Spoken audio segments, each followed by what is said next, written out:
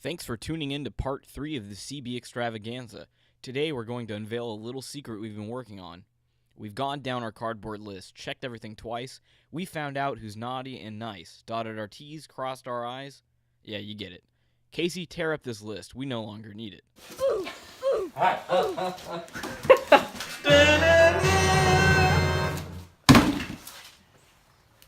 That's it. We actually found a deal on a rebuilt CB350 motor. I guess the previous owner's plan was to build this into a bobber, and he gave up towards the end of his project. His loss, our gain. The first order of business here is to remove the motor from its old doomed frame and install it into our unchopped frame. But before we get into that, let's fire this puppy up. We checked compression and fired it on cleaner before we purchased it, so we know it runs, but it does run poorly. We'll let Adam tinker with the ancient art of points before we give it a kick. What's that? Points, you say? I remember points. Originally, we were going to build this bike using an electronic ignition system, but because Adam is somewhat of a points master, we'll keep this archaic means as a way to save some money. Hooked up to a dirt bike battery because the battery that came with the Harley-Davidson was dead, we attempted to give it a shot.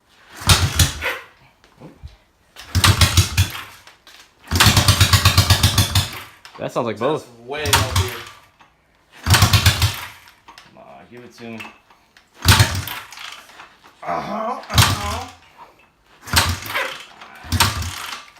More love.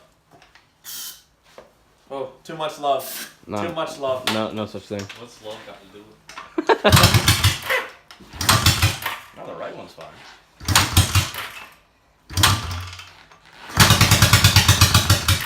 That's both.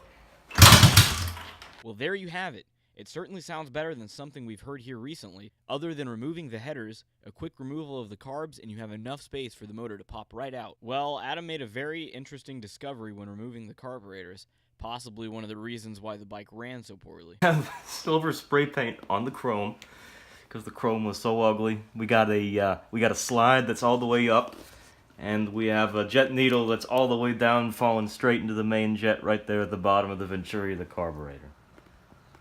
They did this in the 70s during the oil scare to use less fuel, pilot jet only. With the motor mount bolts removed, removal of the engine is a breeze with more than one set of hands. The fabulous spray paint job on this motor is brought to you courtesy of Would noch. The bobber frame can now go to its eternal slumber. The next step is to install the new motor into our frame. Okay. Thumbs up. I asked for 3/4, not 5/8. Stay focused! With all the excess garbage removed, we were ready for installation. Pick up, and then we gotta shift. There we go.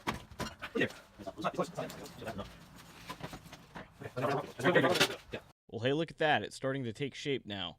Next on the list is to tackle those pesky carbs, figure out some simple wiring issues, and spot paint this nasty frame before moving on to the easy stuff. Thanks for watching. Give us a follow on Instagram to stay up to speed with us in between videos. Now what you don't understand is, for a custom shock mount like this, you gotta pay premium money. Can you believe we got this for the low price of $350?